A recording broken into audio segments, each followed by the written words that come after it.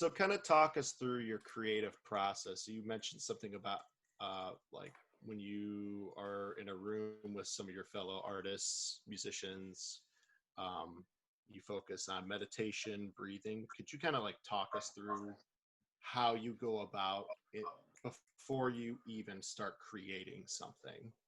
Like what maybe inspires you, or what is your process?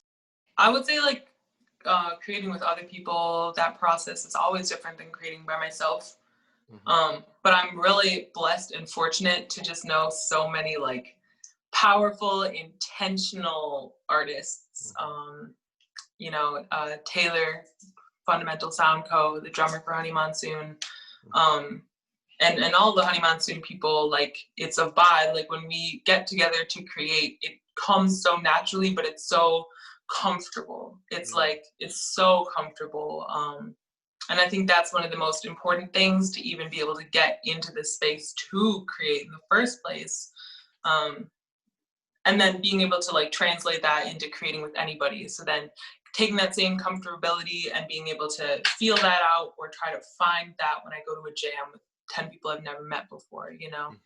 that type of thing. I would say creating with myself, just by myself, that process sometimes is like impulsive, but a lot of times it does really require me to like step back and get in touch with myself, get in touch with my body and my mind and my spirit. And that's when I'm really able to like fulfill whatever it is I'm trying to express. Hmm. And if I don't do that, then sometimes it comes out really muddled or like a quick voice memo that I never do something with. Hmm. And I really Hmm. think that comes down to not being able to really connect with myself beforehand.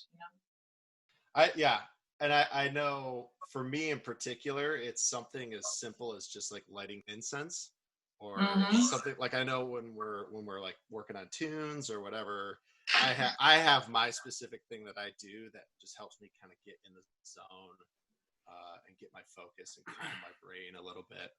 Um, and I think I agree with you 100%. um, when you're with other creative people, it's just, or with especially people that you have chemistry with, it just flows, and it's such a Yeah. beautiful thing. And you come up with things that you never thought you would. um, Right. Yeah. Being it's able to like, build off each other.